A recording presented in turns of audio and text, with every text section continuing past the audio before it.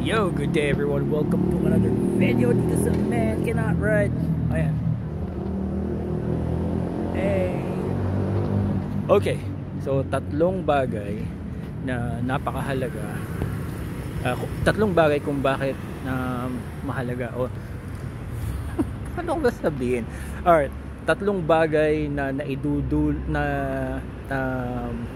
beneficial sa pagmumotor. Anak ng tinapa. Paano, ano masabi? Okay, merong tatlong mahalagang pakinabang ang pagbibisikleta sa pagmumotor. Okay. Una, this is the best training platform for honing your skills sa pagmumotor. Believe it or not. Ang bisikleta, yung skills mo sa bisikleta, makakatulong yun para ma-develop, para ma-improve, para mas mapahusay pa yung skills mo sa pagbumotor.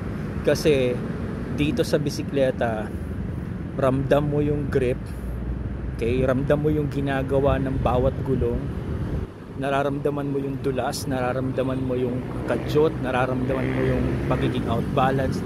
Lahat ng nararamdaman mo sa pagbibisikleta, mararamdaman mo rin yung sa pagmumotor.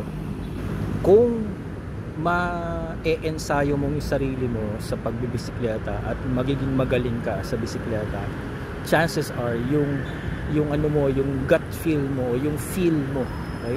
Yung pakiramdam mo sa grip, sa balance, sa handling ng isang two-wheel vehicle o ng isang two wheels, may improve yun dahil sa bisikleta. Kasi yung pangalawa naman, pinatunayan na to ng mga motorcycle channels, si Canyon Chaser, si Fortnite. Actually si Fortnite galit sa bisikleta eh. Pero marami na nakapagpatunay at marami rin mga nasa motorsports. Okay, halimbawa ito, let's say yung mga MotoGP riders, mga World Superbike riders, alam nyo ba na sila ay nag-aaral o nagte-training sa motocross o sa dirt bike? Kasi yung pangalawang benefit nitong bisikleta, yung grip kasi nito hindi ganun katindi tulad sa motor. Lalong-lalo na kung mountain bike. Tapos lalong-lalo na kung magbibisikleta ka sa loose surface, mas masasharpen mo, mas mapapatalas mo yung pakiramdam mo sa grip. Malalaman mo yung pakiramdam ng you are on the limit of grip, lateral man yan or going straight. Mararamdaman mo yung threshold ng braking, mararamdaman mo yung lean angle mo, mararamdaman mo yung counter steering, mararamdaman mo yung counter weighing, mararamdaman mo yung slow speed maneuvers. So yung lalong-lalo na yung sa loose grip, yun, mountain bike on trails, loose surface, gravel, sand, napakagandang platform nun para ma-ensayo mo yung sarili mo, para maramdaman mo, mas tumalas yung pakiramdam mo, you're feeling for the grip. Ayan. Tsaka ang isa pa, yung halimbawa tulad yung sa likod, yung pagpapadulas ng likod, that is actually a skill na pwede mong gamitin sa off-road, na kapag itinranslate mo sa road riding, hindi ka na masyadong kakabahan kapag halimbawang sa karsada biglang pumihit yung likuran mo o pumitik yung likuran mo. Hindi ka na magugulat kasi sanay ka na.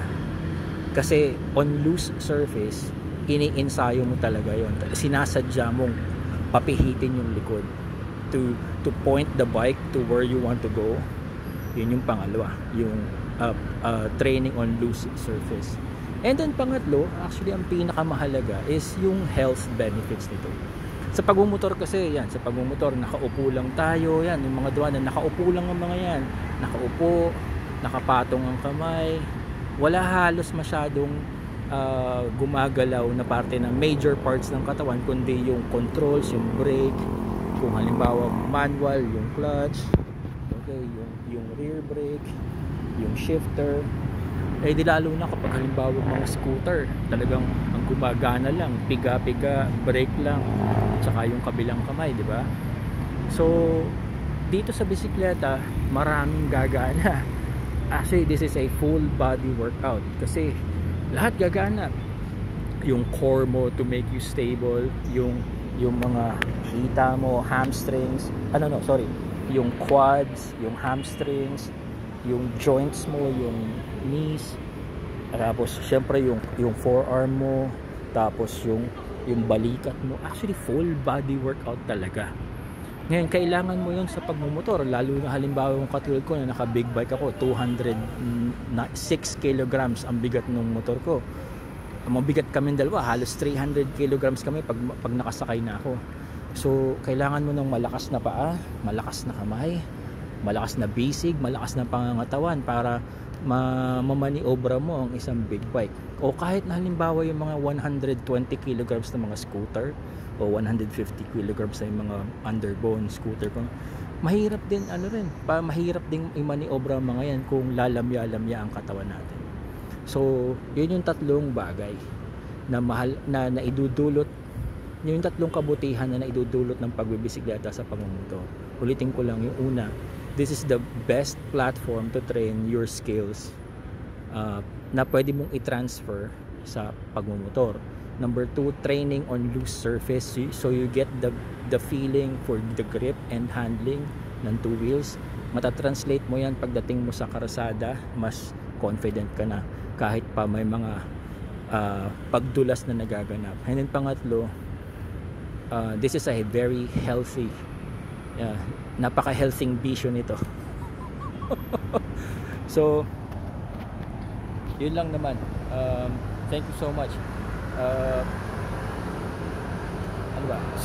Thank you for all those watching, yung mga viewers natin watching the videos of Man Cannot Ride. I will see you on more videos to come. And napapansin nyo, kahit off topic tayo, kahit tungkol sa movement, exercise, tungkol sa pagbibisikleta, nag-share na rin ako ng mga videos kasi naniniwala ako na yung pagmumotor, hindi lang yan basta piga lang ng piga o walwal lang ng walwal. Hindi lang yan gaspol ng gaspol. And then, to make the most out of motorcycle riding, it takes a lot from us. And napakaraming bagay na pwedeng i-connect sa pagmumotor na makakabuti para tayo ay maging better, safer riders on public roads. I will see you on the next one.